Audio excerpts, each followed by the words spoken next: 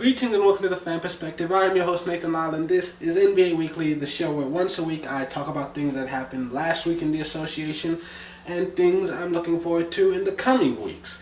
And this was a very exciting week in the league. First of all, the powers that be saw fit to name the entire starting roster for the Atlanta Hawks the Eastern Conference Player of the Month after the team went 17-0 in the month of January. And speaking of the Hawks, they managed to string together 19 consecutive wins, which in itself is respectable and a franchise record. But that was as far as they got. They ended up dropping a game to the Pelicans, who were just completely dominated. And I'm not saying that because of the scoreboard. I'm saying that because I watched the game and they had it on lock all night long, man. And with Atlanta dethroned, the longest winning streak in the league belonged to the Cavs, who managed to put together 12 consecutive victories before falling to the Pacers last night, which left the Grizzlies as the longest winning streak in the league for about an hour. They had 9 consecutive victories, but then they lost on Friday by 1 point. So yeah, one of the biggest things happening this week, there were a lot of upsets. All of the top teams in the league were losing. Every single team that has at least 30 wins on the season already, they all lost at least one game this week. And speaking of losing, after losing 10 consecutive games, the Orlando Magic fired their head coach Jacque Vaughn, and then the next night they go on to win it in overtime. It was just against the Lakers, so that's not really saying much, but still, a win's a win. And then Kevin Durant, he missed a few games this week, but that doesn't really matter that much because Westbrook, well, he was just showing off. He had 3 different games where he scored over 40 points, and he had one game where he had a triple-double. And in one of those 40-point games last night, he was 1 rebound short of a triple-double in what was a very close loss to the Pelicans, where Tyreke Evans, he led the team with a triple-double, and Anthony Davis added a double-double as well, including a 3-pointer at the buzzer to win it. And also San Antonio coach Greg Popovich needs one more win to reach 1,000 regular season wins for his coaching career. And the unfortunate part about that is that we won't be able to celebrate it with him because the Spurs are officially beginning their rodeo road trip. So they're not going to play another home game until March. And yes, I know there's a whole bunch of games on the road, but still, if we can't win one more game, just one single game in the month of February, he's probably just going to say, fuck it, I quit, and just leave. So that win is going to come even sooner or later. Probably sooner. And also a few big name injuries that are going on. I was going to mention this last week, but I chose to skip over it because I had no actual timetable.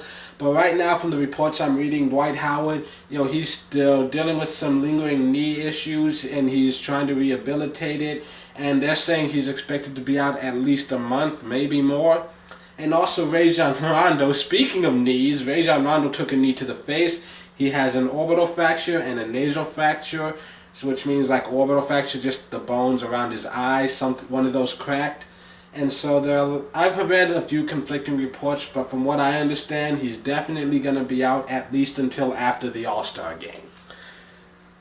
And so, with a few games that I'm looking forward to in the coming week, on Saturday you've got the Nets at the Wizards. The Nets have slipped out of the playoffs in Washington on a 5-game losing streak, in danger of falling down to the 5th seed.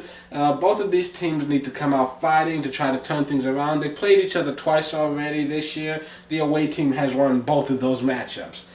And then you've also got the Blazers at the Mavs. The Blazers have been up and down recently, while the Mavs seem to have actually gotten better with Rondo out. And in a tight Western Conference race, this series could have a big impact in the final seeding. Right now, Portland has a 1-0 lead on the season series.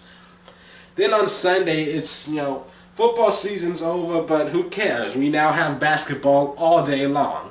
And so a few of the games I'm looking forward to: Clippers at Thunder. The Thunder still fighting just to try and get back in the playoff standings, but right now they're having a hard time just staying above 500.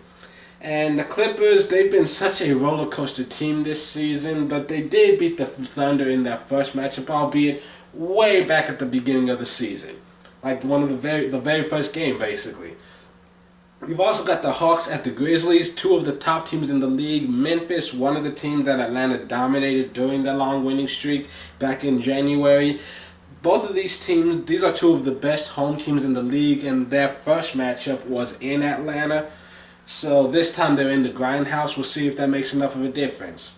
You've also got the Blazers at the Rockets, and in the battle for third place in the Western Conference, the Blazers are right now a game behind the Rockets in the standings, and the Rockets, without their All-Star center, trying to contain LaMarcus Aldridge, injured, yes, but still getting 30 and 10 every night.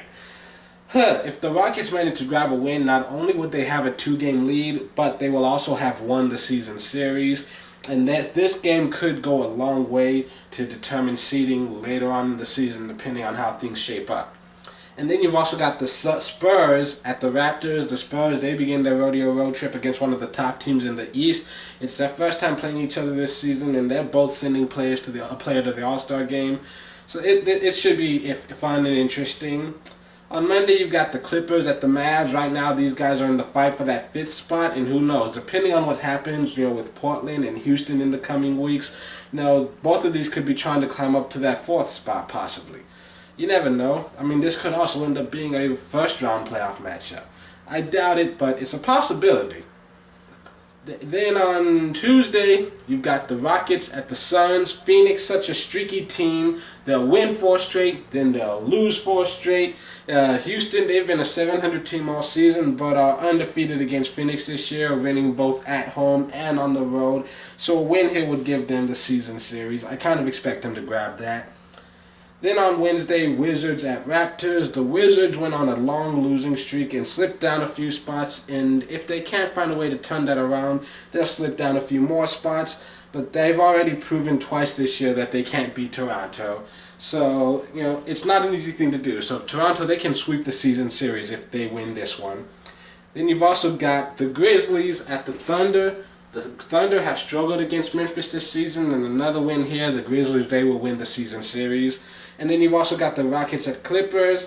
And as of writing this, the Rockets barely holding on to that 3rd spot, so this could be a preview of a first-round matchup or a chance for the Rockets to create some more space between them and the lowest seeds, possibly a chance for the Clippers to leapfrog a spot or two, because in the Western Conference, 1 or 2 losses could drop you 3 or 4 spots, so you never know. A lot going on.